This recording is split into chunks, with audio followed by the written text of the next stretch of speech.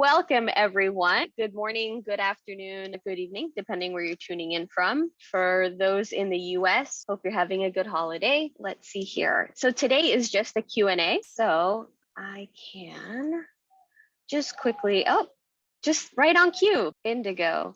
Welcome to the Houseplant Q&A today. I hope everyone is well.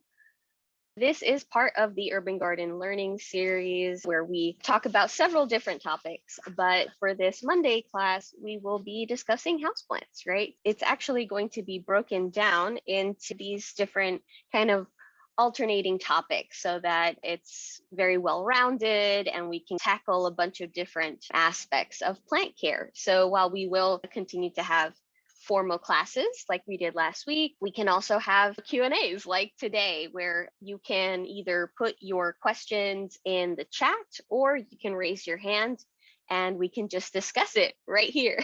I love that I can actually hear all of you. And then next week, we're going to be doing a plant clinic. So I will be sending out a sign-up sheet so that everyone who might be interested in participating, just in case, I'm not sure how many people might register for the class. So I think we should probably have a sign-up sheet. And how it's going to work basically is that you will show your plant or tell me about a plant that's having an issue. You can show it on screen if you like, and we can go ahead and discuss that. And it also opens up the floor for other folks that maybe want to raise their hand and say, hey, I actually have that same plant. I had the same problem, and this is what worked for me. We're going to debut that next week. And then we're going to have open forum days, which is just going to be a hangout and everybody can tune in. Of course, questions can be asked, but it's also a chance for folks to also highlight their own collections as well. Show off your collections. Maybe you specialize in a certain type of plant and you want to share with us a little bit more about it. I also want to ask folks too, if maybe you have a lesson plan or something, I'd love to have guest speakers. So definitely let me know, reach out. And even if you don't on the whole class, maybe you're like, I could do 10, 15 minutes and I'll be fine. Let me know. Now he's all quiet. But if you do hear any cooing in the background, we do have our birds here, our little flock. So if you do hear anything going on in the background and it's your first time here, that's what's happening. Today's class is a Q&A. So we're just hanging out, asking questions. As I mentioned, if you're just tuning in, you can either put your questions in the chat. I'm happy to read them if you're not feeling up to talking. I can read the questions and answer those for you. Or you're more than welcome to raise your hand and I will unmute you and we can go ahead and just talk. Again, next week is just going to be plant clinic day. So feel free, reach out. I'm going to try to send out that sign up sheet, I think, so it gives everybody roughly a week. If they have a plant maybe that is currently struggling and they really want to case that and use it as a case study. So I think that's the point of this kind of plant clinic day, is to start collecting these case studies for folks. And I'm hoping maybe I can try to edit it in a way that it's in chapters so folks can also pick and choose what case studies they might actually want to. And this is a completely free class and I will not be monetizing this class. But if you would like to send a tip, if you find the class informative and you'd like to, by all means, they're more than welcome, but absolutely not necessary. So I just wanted to make sure, don't worry about it. And if you do want to find out a little bit more information, just wanted to get this out of the way in the beginning, you can feel free to email me at info@urbangarden.eco. Instagram is also urbangarden.eco, as well as the website. It's all pretty uniform. So you can go ahead and find me, reach out if you have any other questions. All right, so let's get this started. Awesome. So Adeline asks, can you explain more about the care of Rex begonias and Little Missy? I did as instructed on plant information, nothing much good happened. Okay, yes. So with Rex begonias, it's just a hit or miss with Rex begonias. I've found that either I have to keep them in a cloche, so in a dome to actually regulate that humidity, because they really react very quickly to any like changes in humidity. Some can do well if they're on a shelf that's getting bright indirect light, right? So they don't like the intense light. They will burn, and they want to find a happy place between almost completely drying out and then getting water, so getting nice and drenched, but they don't want to sit in water. It's really difficult because then what ends up happening is that they start to rot. And so then that's not healthy. So I would say they need a well-draining soil. So Rex begonias, they will appreciate a well-draining soil. They do want something that's a slightly more moisture retentive, but not to the point where it's just mud. And definitely making sure that it's almost completely dry before you water. I think the goal is to not let it start to faint. So when Rex begonia, a lot of them, when they start to get thirsty, they do the drooping. So as soon as you see any sign of drooping, make sure, of course, that it's dry, and then go ahead and give it a water. Don't let it get so dry to the point where the substrate actually becomes completely like crunchy, basically, like the water won't go in.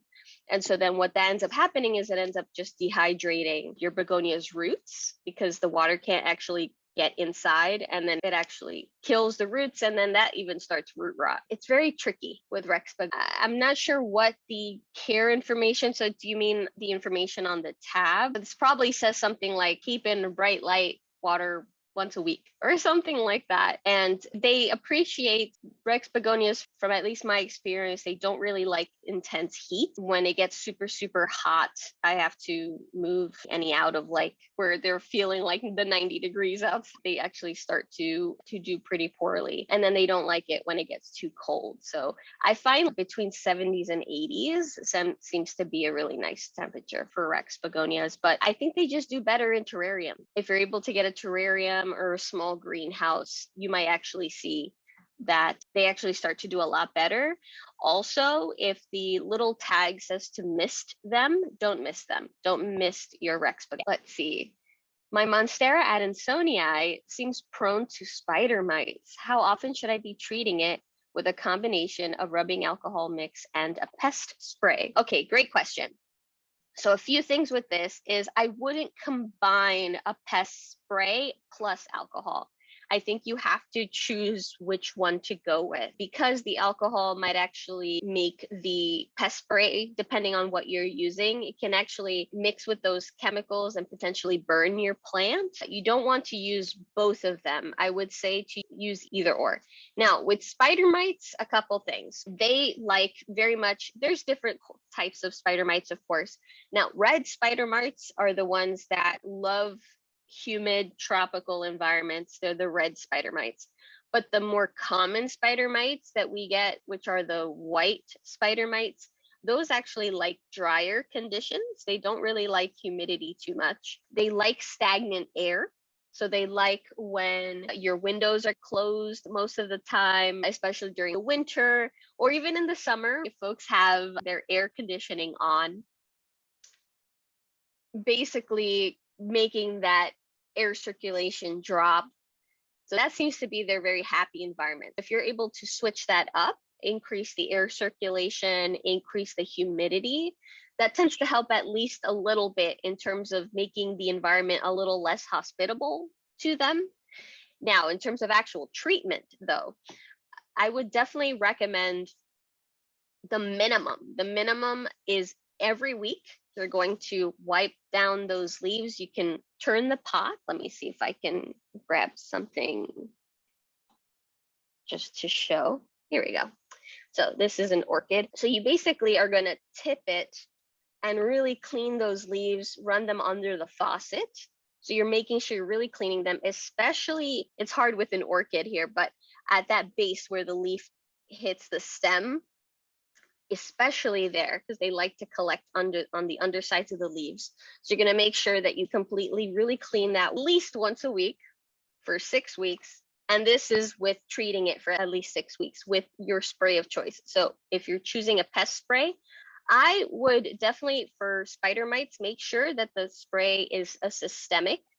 So something like Bonide is great. I think it's called Captain Deadbug. That one's great. It's systemic. So that means it actually infuses the poison inside of the plant. So when the little invertebrate, whatever it may be, goes to to bite into the plant, that's when it gets that dose of poison and dies.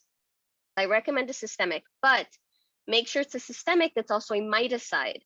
Spider mites are not insects. They are arachnids. They're more closely related to spiders and scorpions, but they, instead of basically sucking the juices out of insects, as spiders do, they suck the juices out of plants. Make sure it's a miticide, because if you're spraying with something that is just an insecticide, it's not doing anything for you. I would say I like if I find anything, mealybug, spider mites, I like to treat my plants at least for 10 weeks, just for good measure. But I think the minimum would be 6 consecutive weeks. And again, choose whether you want to use a kind of an alcohol spray or if you want to use the pest spray. I think if it's a serious infestation that just keeps coming back, the miticide systemic pest spray is going to be your best bet. Yeah, because that's if it keeps coming back. And then also try to figure out what about the environment might be inviting them. So always realize that stressed plants attract pests. So what is it about the situation that's also stressing out the plant? Because it's bringing down its defenses, hence the pest is, hey, smorgasbord. So try to find out, okay, maybe I need to up the humidity. Maybe it's not in the best living situation. Maybe the watering is a little inconsistent. So something is bringing down the stress of that plant to the point where it's making spider mites see it as a good host. So trying to also figure out maybe where you can fix the area around might be of some help. I hope that helps. Sandra Potter. My Hoya is very happy and keeps sending out vines, but I want to contain it so that it doesn't ramble everywhere and look untidy. Is there a way of training it? Yes, there are several trellises. You can actually train Hoya to climb on trellises, and there's different shaped trellises. So there are trellises that are circle shaped. There's some beautiful ones that are like heart shaped, some that are swirled, some that look like honeycomb. There's quite a few options for you. I would definitely encourage you to find some type of trellis that you really like, that fits with your decor, that you want to have your Hoya climb. And so what you can do is use plant tape. So let me see, 1 second. I can grab some plant tape just to show you. Here we go. So this is what plant tape looks like. So one side is abrasive, and then the other side is really soft. It's not like abrasive that is going to harm your plant, so don't worry about that. But then here's the side that's really soft, and that's the side that you put against the plant. Basically, I love this. The original one I think was made by Velcro brand, but you can now find this everywhere. It's incredibly cheap, very inexpensive. You don't have to worry, it's not a lot of money. But you get a whole roll, you can cut it as you see fit, how you want to put it on your plant. But basically, when you're binding it to the trellis, whatever it is that you're wanting the plant to grow in that direction. So you're securing it in certain areas. So if you're making it go in a circle for one, just make sure you secure it at these little juncture points. You just put the soft side on the plant and go ahead and secure it. I love this. It's reusable. It's great. I highly recommend plant tape. So definitely get that. But yes, trellises, absolutely great. So you can definitely do that. I've seen also bamboo trellises that just go in an arch. You can totally do that. I've seen people also on the like sphagnum moss poles or cocoa coir poles. It will attach itself. So you just need to give it something to climb. And usually those vines will start to have leaves on them. Hoya have that tendency to put the vine out first, and then the leaves will start to emerge. So don't worry if you think I have a really long vine and there's like nothing on it. Usually it just grows first and then the leaves come. So I hope that helps.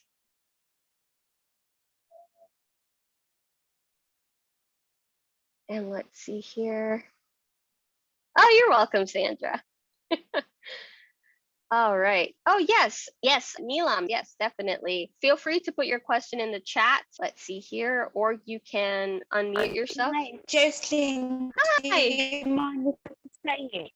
Hello. Jocelyn, Hello. do you mind if I just say hi? I'm sorry, it's my first ever plant I have bought, and it's a types of calathea, pink stripes in its leaves. It was doing absolutely lovely. I've got so many pictures where it's beautiful, blooming, and in the last 3 to 4 months, it's really started to, leaves have curled in, the edges have gone really crusty. I did look it up. It said that it might be too dry or too wet. I am known to water my plants too much because I just love them. So I did stop watering it for a little while, but it's not changing. So today I bought new soil, like compost. I've just changed as much of the compost as I could just now, and I don't know what else to do. I'm really worried about it. It's the leaves are curling in and they're starting to just crumble. Okay. Okay. So, a few things. When leaves curl inwards, that usually is an indication of dehydration. But follow me here. It can sometimes still mean overwatering or underwatering. So, how it can be underwatering.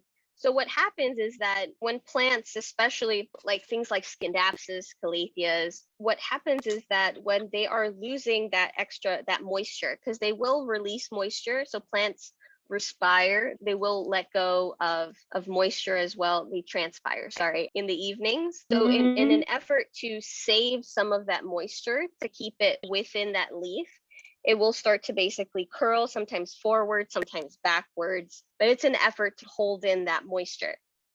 So this could mean that it's not getting enough, it wasn't getting watered enough, hence why now it's feeling dehydrated. Or it could mean that the plant was getting so overwatered that the roots died and therefore it can't do their job and they can't suck up the water, which then leads to the plant being dehydrated. So it mimics, it looks very much like the plant hasn't been watered, but you're like, I've been watering this plant and it looks like it's still thirsty. And that's usually because it's actually already rotted. So did you get a good look at the roots when you changed the... Yeah, not completely. I did see some white roots. There was one or two that were a little bit brown or red. But when I touched the bottom of the pot, I could feel the soil was quite moist. So it was moist at the bottom. All I could see of the roots was they looked okay, I think. So what will be the solution? How can I save it?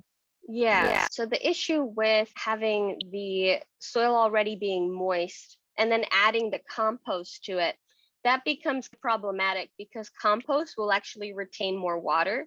If the plant is showing these symptoms because it's being overwatered, by adding more compost, you're making it more likely that when you do water, the water is going to stay there longer, which is sounding like that's not what you want to be doing. I would say to just try to, it's hard because it's very stressful when you repot a plant.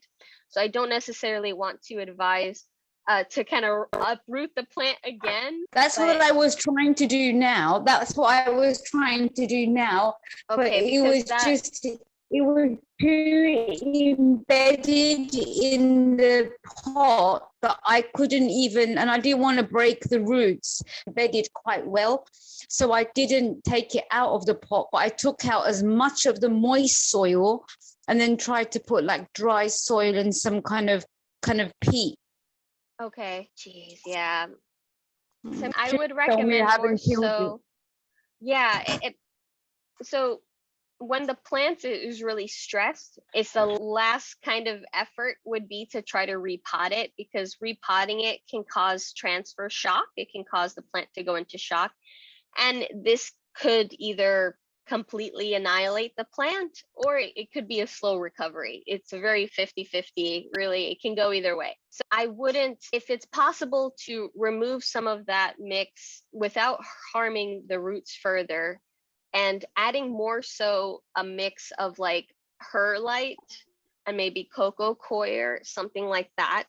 So you have something where the water can just go through and doesn't sit for very long periods of time. You can leave some of that extra peat or compost that might be towards the bottom, but I think just so that there's not so much moisture retention, that might be what you want to do. But was there any big changes? Were there any, oh, hold on, I'm getting like a feedback. Were you getting any type of things like, did you recently kind of start keeping that window open, maybe turn on the AC? Was there anything that might have caused a really drastic shift from it being okay to then it being crispy? Because they can actually react very much to that atmospheric humidity. So if it got super dry really quickly, so maybe you had really a windy week and you had your windows open a lot and it got really dry really quickly in your house. Maybe if you started to use a fan after not using a fan for a while, or turning on the AC, these types of things can cause a dramatic shift for the plant, for something, especially like a calathea, that it will start to crisp like that. But from the sounds of it, it sounds like it might have been holding on to just way too much water, and that might be causing these issues. Okay, in the UK, it's not very common for it to be very sunny, but we have had a couple of weeks of sunshine. So I don't know if that could have dried it out a bit, because I had reduced the watering. So for the last, because I've been worried, I reduced the watering and it's been sunny here. Remember, this is an indoor plant. This is not outside. So I've kept it near the window. Then I did move it away from the window thinking, is it getting too much light? That didn't help. So I've moved it back near the window, and I wanted to speak to you before I thought, let me water it. Okay.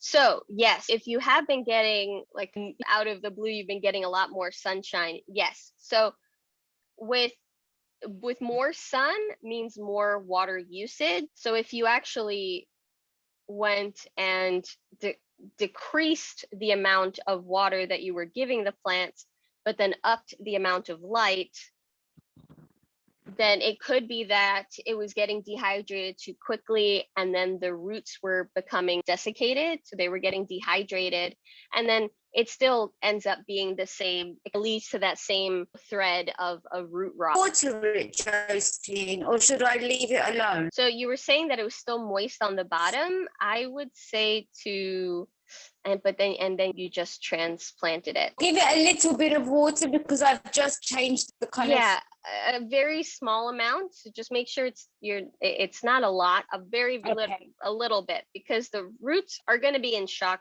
regardless, and so they're not going to be working at their full capacity. So I definitely wouldn't say drench the whole plant, but a little bit of a watering, and then just see. And yeah, so maybe putting it also slightly pulled away from that really sunny window, slightly. So not like completely in the dark, but just slightly, and try to see if it bounces back. Because especially after transplanting, the leaves aren't going to be working at their full capacity either. So you don't want to put it straight in front of a sunny window right now. So don't water at full capacity, and don't place in full sunshine for a couple days. Just watch and see what's happening. But I've seen calathea be completely cut down, no leaves, and they come back. Oh, thank God. Thank you. Yeah. That helped to know. That helped to know.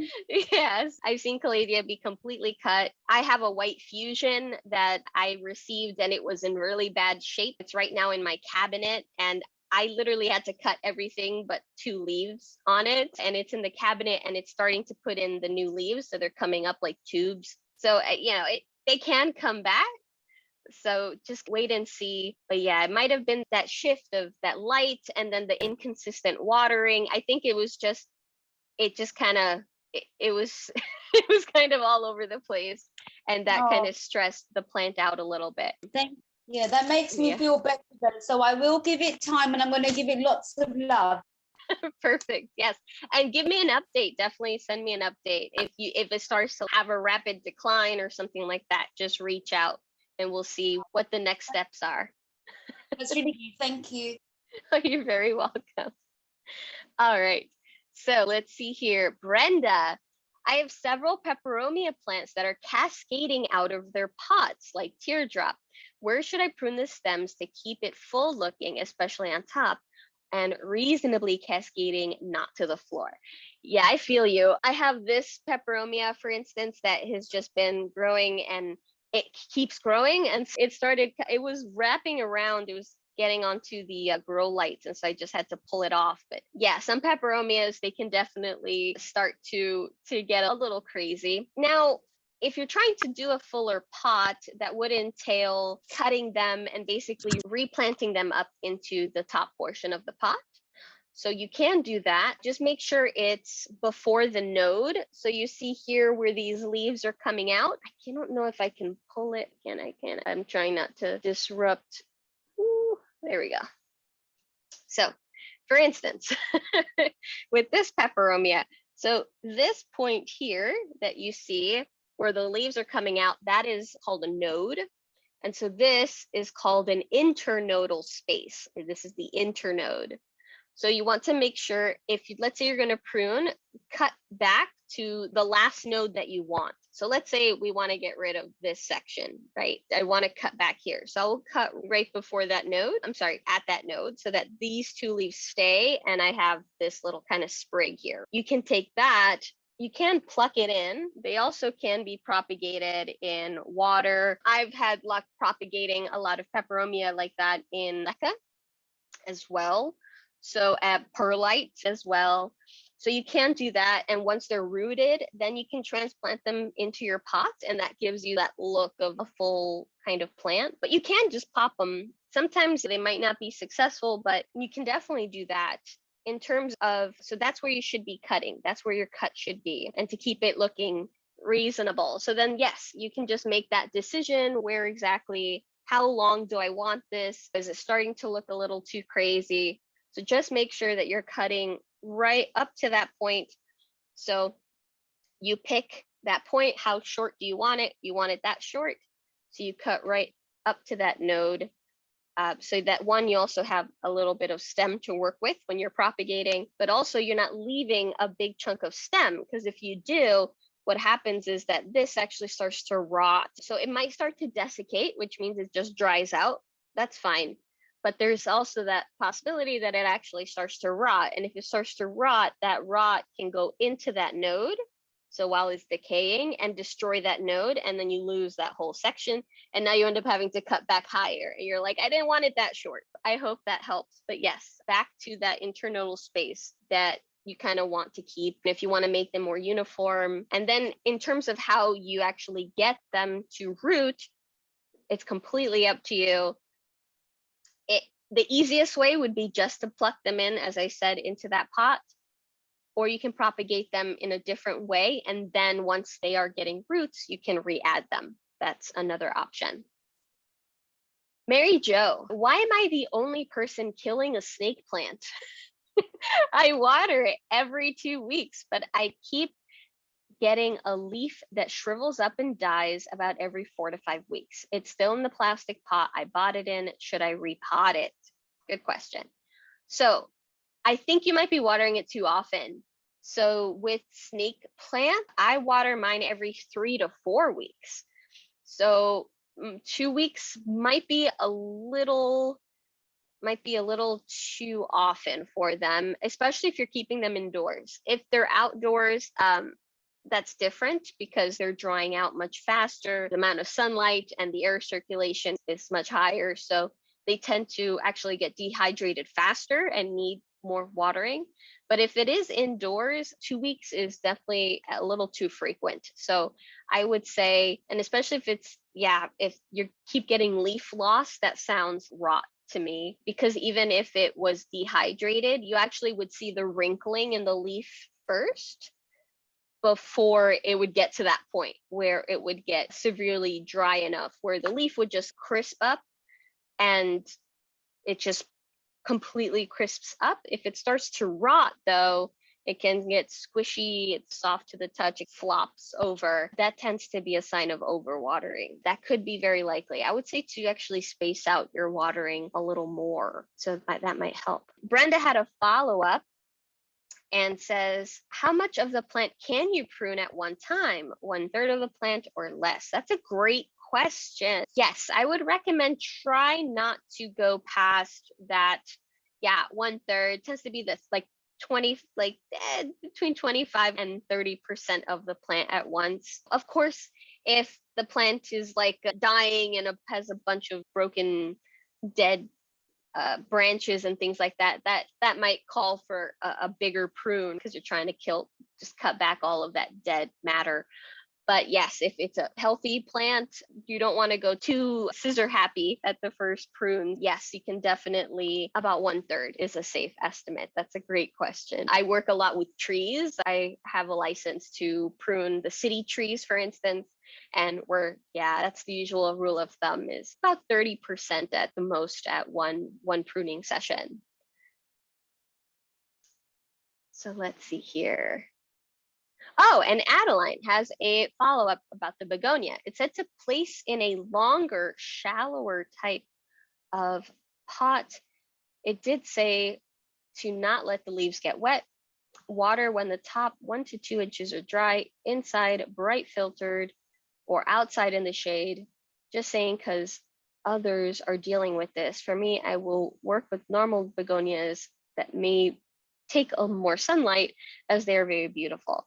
Yes, they're saying to water when the top 2 inches are dry. They like to dry out just a little bit more, but they don't want to completely dry out in terms of Rex. But from what I've found, I think that might be keeping them a little bit too wet in that regard. But yes, they are very finicky, and there are so many other begonias like Begonia maculata, like the polka dot begonia or the angel wing begonia, and they're beautiful. They don't mind actually drying out a little bit more. I find that they're much more, I guess, forgiving is the word, forgiving, and much, much easier to work with.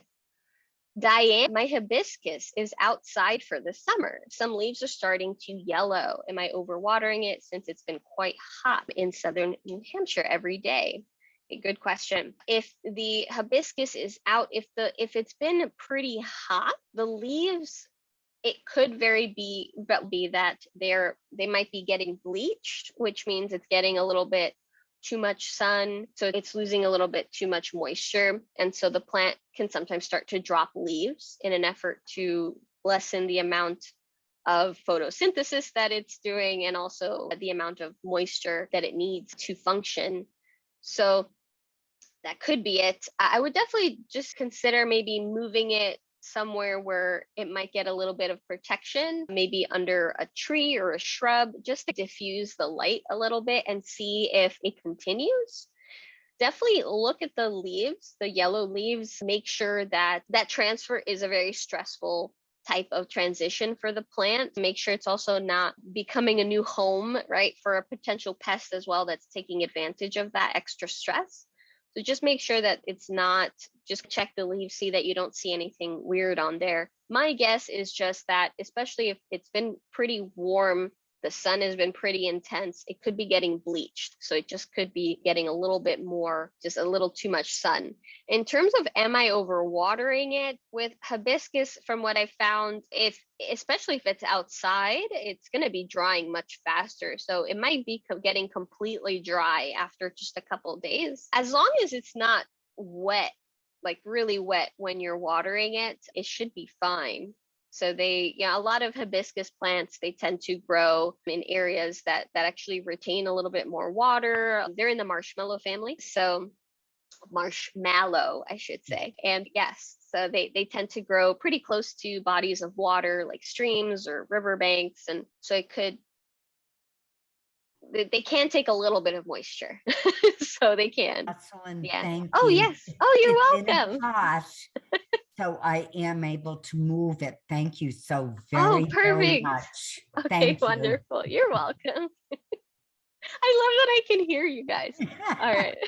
It's wonderful Great. on Zoom. Thank you Yeah. for doing this. Yeah, of course. No, it's wonderful. Thank you. Let's see here. Aura, what has happened to my new Petra croton and China doll plants? Instructions say high light. So I put them in an eastern window and I've watered them weekly. Can they be saved? They were get well gifts. I'm not sure how to put on video. Oh, no worries. All right. So yes, croton definitely like higher amounts of light. They do much better outside, quite honestly. Some can be kept pretty happy indoors if you have a nice sunny window that doesn't have like obstructions, like a tree in the front of you or another building. And yes, they can get watered about once a week or so. That tends to be the sweet spot with crotons if they're getting the adequate amount of light, of course. And they also appreciate like a well draining soil. Now, the China doll, though, from my experience, I had a China doll for a couple years and I moved her. I had her pulled away from an eastern window for quite most of that time, and she was really happy. And I had to move her. And when I moved her, I actually did move her closer, thinking that she would be okay in the eastern window. And she actually started to crisp up, and it just got, yeah, she was not happy. So I think I've found, just from my personal experience with China doll, that they don't seem to want to be right up against that window. They want that diffused indirect bright light. So that could be what's happening, is that that might be a little too strong for it. So I would try to pull it away. You can cut back any of the dead growth and kind of pull it back and see if it starts to recover. In terms of the croton, are the leaves dropped? Are you able to tell me a little bit more as to what's the symptomology, basically? So are these leaves turning crispy? Are they turning yellow? Are they defoliating, which means they're just dropping their leaves? So if you can put any details in the chat here, just to tell me a little bit more as to what are they doing. There we go. Awesome. Oh, no. Yeah. Oh. It's so sad. Oh gosh. Okay. So we have that drooping. Now, are those leaves crispy to the touch? Some are, Okay. but a couple are not. A couple are soft. Okay. Now, with that mix, right? With the actual soil mix, is it really crunchy? Or do you see? No, it's damp. I've damp? been bottom watering it. Okay. Are you able to easily stick your fingers in the soil? Is it broken up enough, or is it solid where you really have to shove? If that makes sense. And damp. Yeah. So that's a great example of Leaf just fell that. off. Oh, I'm sorry. Oh, I'm so sorry. Yeah, no, that looks like dehydration. But then, gosh, everyone's been having for those of us that are experiencing summer right now, it's been intense. Yeah. So I did pull it back from the window last week, but it didn't seem to help. So that definitely it's as a result of dehydration, especially the way that the leaves contorted that way. And so then that usually is a sign that the leaves are just losing water faster than they can recuperate it, basically. Some of the leaves, if they're already bent and warped and crispy like that, they don't tend to come back. But the croton itself, they can come back. So you might lose a lot of those leaves if you pull it back, and not in regards to reduce the frequency of watering, but the amount of water that you're giving it if it does start to lose all those leaves, because it's not going to have the leaves to use up all that water. You want to just lessen the amount of water. You can still water it on that same kind of schedule when it starts to dry out. Bottom water. Yeah, you can, and you can definitely bottom water it, but that's very odd that it's crisping up. So it could just be that the intensity of the sunlight and the heat might have been just a little too much for it. How's the humidity in your home? Is it? I'm not sure. Right now it's 47%. It's not where the plant was. The plant was by the window.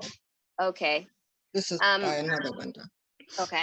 So if the humidity is also relatively low where the plant is, and that might also cause that kind of drop in that moisture. So yeah, so I would just say, I think most of those leaves are probably going to go. So you Yes, I can, think so. yeah, yeah. But I mean, you can, it's still likely that it can start to put out a few more leaves. It might end up being a very much smaller plant for a little bit. Mhm. But then in a way that ends up working in your favor. So a lot of folks will, because I'm a houseplant consultant, and I'll have a lot of folks message me and go, oh my God, I brought this fiddle leaf fig home and it dropped all of its leaves. Or Mm, I brought like this bonsai tea plant and it just dropped all its leaves. And so that doesn't necessarily mean you have to throw the plant away or anything like that. Usually it'll start to put out new leaves if you continue taking care of it. And then those leaves are actually better acclimated to your home. So it ends up, and the plant tends to do a lot better mm. after that. So it may have a silver lining. Okay, So thank you. yeah, you're welcome. So yeah, pulling them slightly away, because if it might be a little too intense right now, that actually could be the issue. Okay, I hope that helps. thank you. Yes, You're welcome. So take sorry care. about that. Take care. That's terrible. I'm sorry. Let's see here. Arlene. Yes, absolutely. Hi, so we just got this plant maybe about 2 weeks ago. We had it indoors and we took it outside because we figured it needed it's a coleus, Yeah. but I don't know, maybe it cost me $16. But anyway, is it the plant? It looks like it's drying up. I don't know if you can see these leaves right here. This one on the top, I don't know, it just started to droop. But the other side looks pretty good. I just wanted to find, and the soil is damp. So we took it outside and it really did well. Started to just perk up, but it seems like it's drooping a bit. I don't know if you can see that. Yeah. I don't know if there's a pot too small. No, I don't think the pot's too small. If the roots are like actively escaping the pot, like I actually have a good example, 1 second, of what a root bound plant looks like. I got this guy over the weekend, and so this is a great example. Here we go. So you're able to see, look, Oh, okay. so this guy, all of these roots are trying to Okay. escape this pot. Yeah. So that's definitely root bound. Okay. What? It has some kind of white, I don't know if you can see it, something white on the leaves. Oh, See that little? yes. Now, does it come off when you touch it? No. Oh, a little bit. No, not really. Some of those spots can, if they're white and they don't come off, Yeah. sometimes that's a sign also of bleaching. When the sun hits a specific spot, sometimes if there's moisture on the leaves, like water droplets, it like magnifies it. And Oh, okay. so it could just be that transition. In when you're moving your plants outdoors, it should be a slow process that can take sometimes anywhere from 10 days to 2 weeks. So you'd bring your plant outdoors for about an hour, let's say day 1, and then day 2, and then you bring it back in, and then day 2 you leave it out for 2 to 3 hours, and then it's every day you add a little bit extra time until you are able to leave it out like overnight or just completely No, well, that's what 24 I did. hours. I think I left it out overnight, a couple of nights. So, Okay. So it could just be it was just experiencing a little bit of shock. So it's when the plant it's ready, it's used to this one little environment. And of course you buy it, you bring it home. It takes that time to get used to your home. But then okay. now you take it from there, you move it to a completely different room, or you put it outside. It basically has to do it all over again. Oh, okay. So when you're moving your plants, and this works also when you're bringing plants back in, like in the fall and stuff. So you want to do it slow progression, not just, I'm going to just put them out there and leave them there, because this can happen. They can either start to get, if it's been really sunny, they start to get really crispy. The leaves can start to, So see, the leaves start to get crispy. You might see that bleaching because that sun, it's a completely different type of sunlight than what they're used to getting. So it might be way too intense. Parts, even branches might start completely drying out. The plant might just go into a droop. And so that it could be a little bit of shock. So did I get rid of, it seems the leaves are crispy here, but it looks like it used to go this way.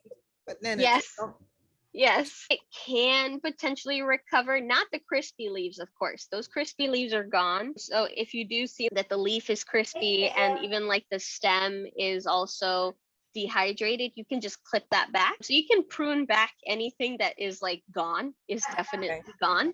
okay. They do tend to actually get bushier with a good prune. Pulleys can be also pretty forgiving. I don't think it's not at a complete loss, but if you're going to put it back out again, put it in a more protected area where it's not going to get all that sun, and do it incrementally, a couple hours until you decide to leave it out there. Because that just doing it like too quickly, can bring. I think the stem here snapped a little bit. Maybe it was. Ooh. Is that done or?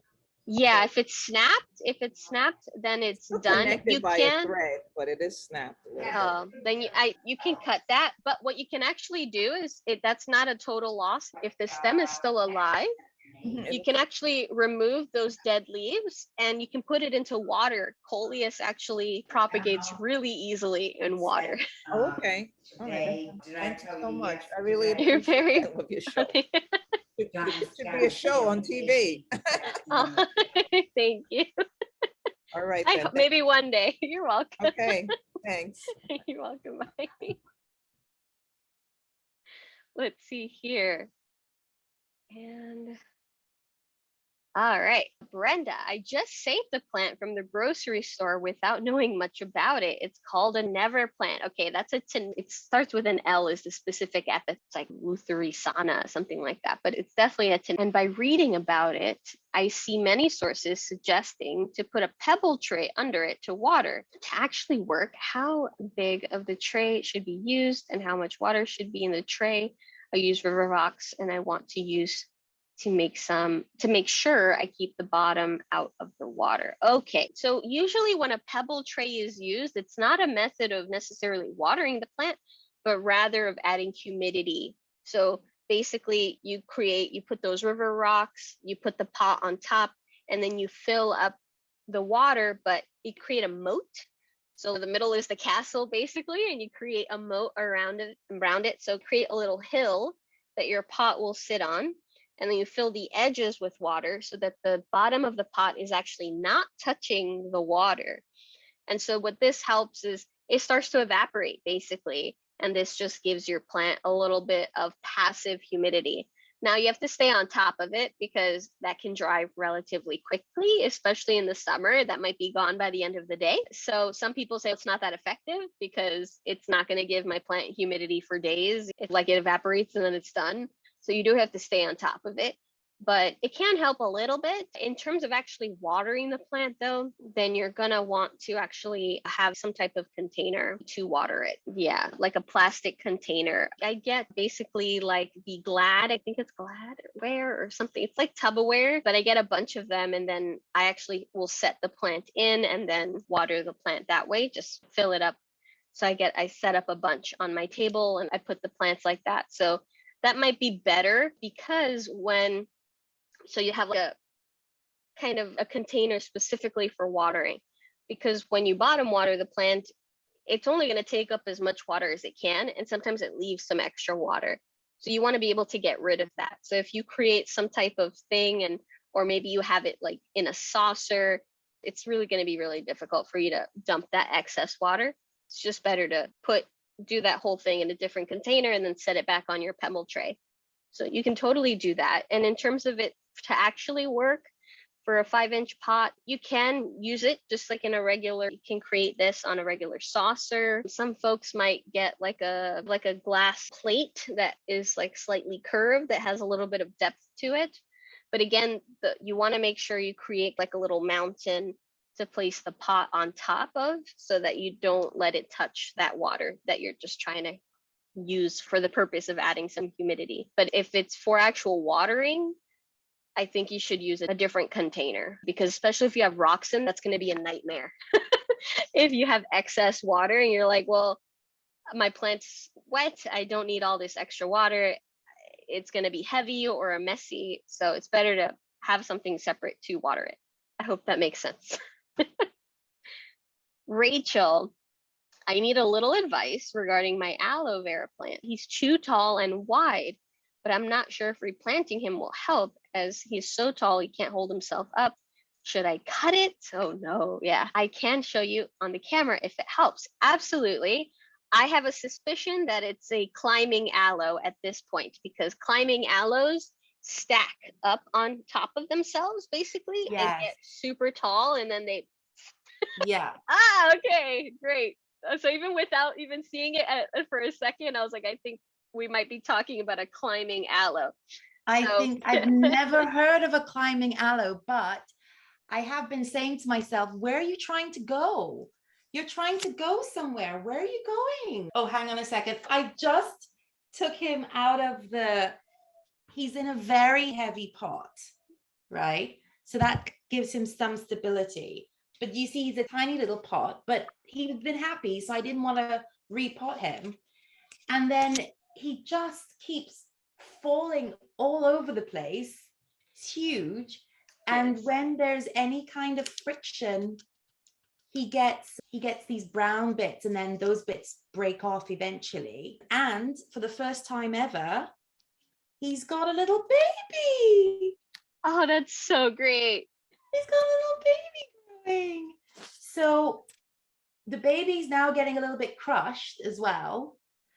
And I have no idea what to do because I'm worried that there's no point replanting him. I've just literally one of the bottom leaves pretty much broke off. So you can see where, do you see how skinny the neck is there? Yeah. So I have no idea what to do to him. He's so heavy right now. Yes. And so usually in the wild, you actually see them, they will start to like tip over basically and just they turn upwards and grow like a runner kind of thing. In terms of stabilizing, you would probably have to get some type of stake. So something like a thicker bamboo might be really helpful. You can just cut those damaged leaves. If you see that connective tissue, you can just cut right there because it's already created. Like that bit. Oh, yeah. You heard the crack. Yes. Yeah. So and the bits that touch the edge of the pot, kind of. Do you see how it bends now? Yes. Because it's given it like a girdle almost. Exactly. Yes. And when it puts that friction on that area, it also it basically stops trying to strengthen the area because it has something. It's resting on something. Yeah.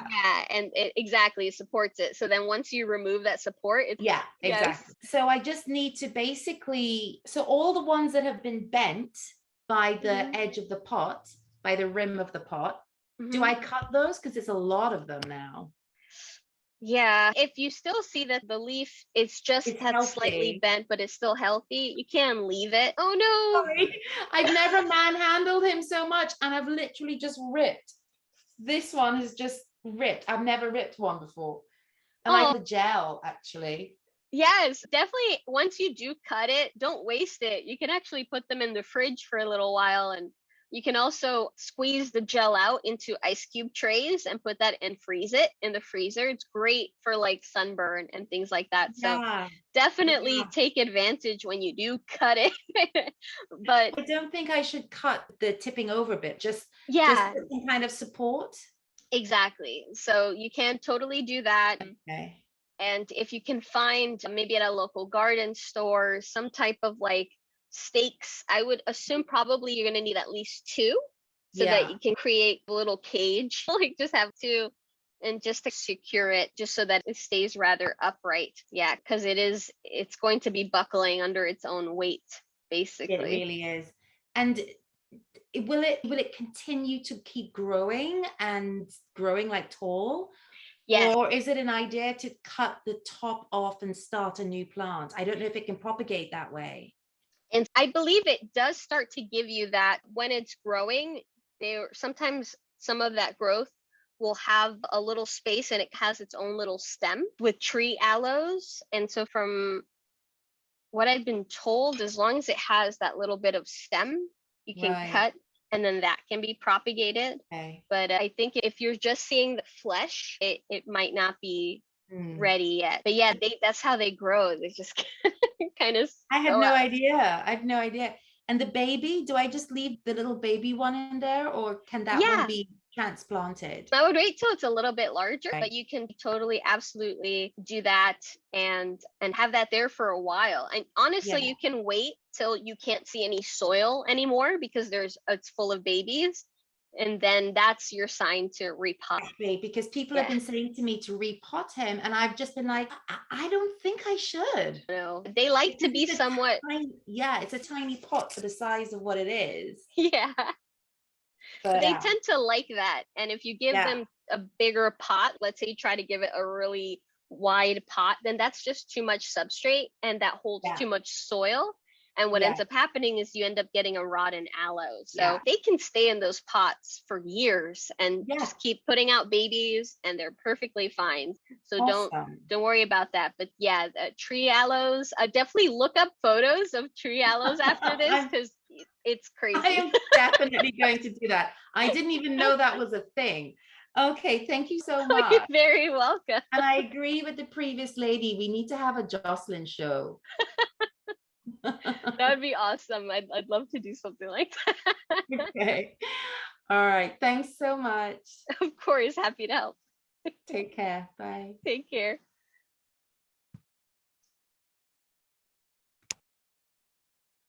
All right. And then Holly, I have a lot of pots that don't have holes in the bottom. What kind of plants can go in those pots? I have overwatered many plants that were in those pots.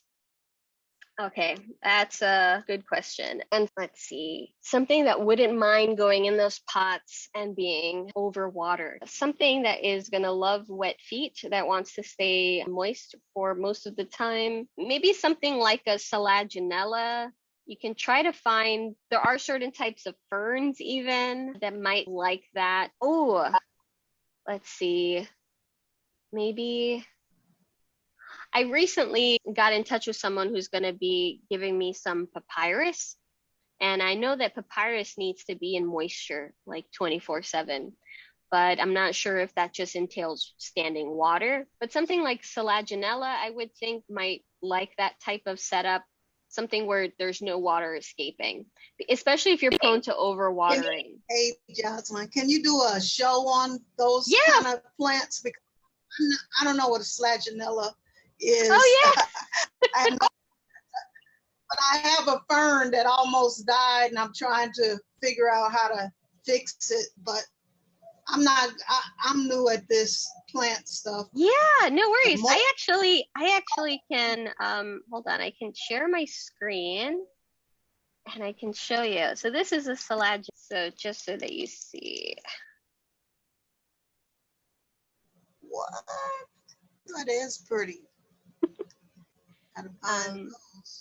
Yes, and they do not like to completely dry out. If they do start to really dry out, they get incredibly crispy and they get very sad. Keeping up that moisture is definitely going to help in regards to this plant. So I was thinking Selaginellas, and another plant that's going to want to stay. Maidenhair, they don't like to completely dry out. They can be quite gorgeous as well.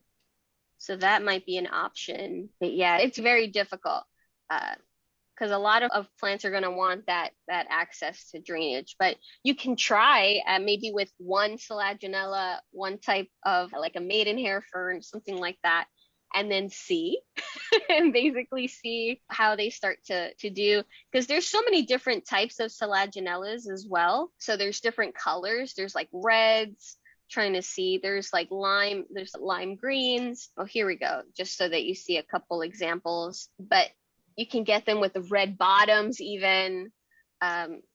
So there's really different ones. If you ended up really liking Selaginellas, they're like a really cool underappreciated plant, I feel. Here it has the yellow tips. You can get some different types even that might work with that planting, no drainage pot situation.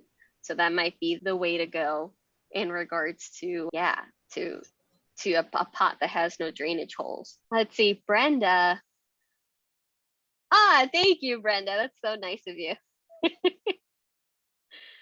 All right. So in a way, that kind of previewed the idea of the plant clinic. I would love to do the plant clinics where folks see, show me your plant, and we talk about the plant. If anybody also in the audience has any tips, so you have experience with that plant too, you can chime in. So this is like a really cool format. So I'm really liking it. Linda, yes, I'm happy to identify that. Let me find you so I can spotlight you. Oh, here we go. And add a spotlight. Oh, that is a Peperomia obtusifolia. Oh, I can't, hold on, I can't hear you. Okay. Oh, there you are. Yeah. Peperomia, you what? Oh, obtusifolia, like an obtuse triangle. So Right. obtuse and then folia, like foliage. So obtusifolia. As usual, the ID sticker doesn't say anything. My husband gave it to me and I had no idea what it was. Thank you. And then also, could you just look at this one? Of course. I want to find, it's a happy bean, and I'm wondering if it's idiolating. Is it idiolating? Oh, good question. They actually grow that way. And funny enough, that's a type of peperomia as well. So those two, they're actually related. And these actually grow this way. Yeah, he bought both of them for me. Yes, and little thing. they're great. They're Yeah. absolutely great. And they will grow basically like that. And sometimes they start to cascade out of the pot that way. Okay. It's a very interesting way of growing. It's only if you start to see that the internodal space, like between the leaves, gets like Right. really substantial, then that, yeah, but it still looks close enough. Yeah, I didn't know if it was going to spread this way, if it was going to do, because I'm not familiar with it. So that's helpful. When should I repot this then? In a year? Yes, peperomias rarely want to get repotted. They tend to grow, even though the top is growing pretty steadily, the roots are pretty shallow and they don't tend to grow like crazy. So it would probably be really happy in there for a while. I wouldn't say you need to repot until you start to see the roots are actually escaping. Okay. Or anything like that. It should be perfectly fine for a while. So And this no one worries. is going to do fall as well? No, so that one grows more like a shrub. Yes, so it stays pretty compact. These aren't ones that are going to get 6 feet tall, but I've seen them. I have a barber shop like 2 blocks away, and he has one, but it's not the variegated one, it's the green one. And he's had it since I was little. Okay. Yeah, like that, but it's just the green type. And it's about 2 feet off, like from the pot. It's about 2 feet tall. It's like a little shrub. It's beautiful. Nice. So it grows more like that. Oh, terrific. Thank you so much. I've been going crazy trying to find out what the heck this was. I guessed it might have been a peperomia to get the Latin to go with it. I couldn't. Thank you. Oh, no worries. Yeah, I'm happy to help. I always say it's like my favorite game is identifying plants. So when people like send me pictures, they're like, what is this? And I'm like, it's a mulberry. I love it. Yeah. I absolutely love You're it. right, too. You identified this one too. You can probably see it almost. Wait a minute. Oh, I have to go this way. Sorry. No, you're fine. Yep, there we go. So that's Ooh. the Monstera. Yes, this the was- Adansonii, right? Yep. So this one's doing just great. In fact, I've got some starts of it now too that are going, which are great. So thank you for identifying that one as well. Yeah. That was weeks ago, and I went, oh, good. Now I know what my 3 great plants are. Because usually I can figure them out, but it didn't quite mesh yet. So they're anyway, great. No, you're welcome. And if you're being able to keep that Adansonii like super happy, I highly recommend this one. My husband bought it for me for my birthday, and it's a Monstera, but it's called the Esqueleto, so Epipromoides. So look at this. oh, it's gorgeous. I love those holes. Yeah. I love it. But they're like bigger than my face. I absolutely love this monster and highly recommend, because the leaves, as you see, they get so huge. Yeah, with So holes in it. Yeah, this is so wonderful. I love it. I also love your show. Thank you so much for doing this service for the community and worldwide, actually. And all of your other wonderful courses. I'm going to sign up for them sometime, but here lately, this is it. But thank you so much for reaching out and being a part of our plant community. It's wonderful. I'm happy to help. Thank you so much. That means so much. You're welcome. Anyway, have a good You Bye-bye. too. You too. Happy planting. Oh, thank you.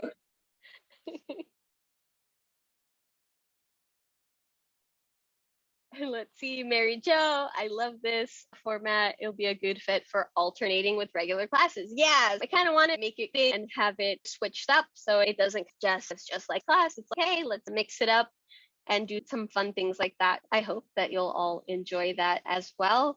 And yeah, I have 4 more minutes if there's any last questions. If not, thank you so much for joining me on this Monday. And yes, if you're joining in because you had the direct link and you would like to then actually sign up for the actual class itself, because it's going to be the same link every single time. So if for any reason you lost that link, feel free to reach out. I'm trying to see if I can just quickly grab that.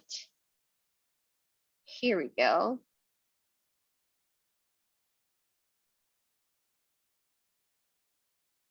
I'm sending a reminder as well once a week. I'm trying not to inundate you guys with messages or anything like that. I don't want to exhaust your inboxes in any way. But if you did want to sign up so that Zoom should be telling you, oh, it's a day away or something like that. And I am putting like an hour reminder automatically just in case, then you can use that link. And I'm dropping another link in the chat, which is my organization's group page, the Urban Garden Community. And so that's not only if you're in the houseplant class, if you've attended any of my intensives, any workshops, if you've come on plant walks with me, anything like that. So it's open to the entire community. So I post up information there about stuff that's going on, events, anything related to plants, whether herbalism, like ethnobotany, plant chemistry, endangered species, because a lot of my work is with invasive species and forest restoration. That's what I do a lot of. So you might see some posts on there. Also, urban naturalist. So also you might see some things on ecology as well. It's like a plant appreciation group very much. And I will be posting the replay of this on there as well. If you wanted to rewatch it or anything, I'm going to try to play with some editing software and see if I can create chapters, which basically has like timestamps. So folks can fast forward to their questions or things like that. So I'm going to try to do that and make it more accessible to everyone. And yes, Sue. Oh, yes. I'm so glad. And Brenda, where will the replays be posted? Good question. They will be posted in the Facebook group. I'm creating a new page on my website where they will be posted as well. They will also be sent by email. There we go. And so on Dropbox, I started a new page for the replays. And so last week's replay is already on there. So then once I put there, yeah, Linda, yes, they have to go through some editing, but yes, they'll be available. Yeah, and some topics and stuff will be basically refilming and doing that as well, so that it's brand new content, better format, and things like that. So some of the old topics that were done will be rehashed, but updated and, and stuff too. So yeah. All right. Thank you so much, everyone, for tuning in. This has been awesome.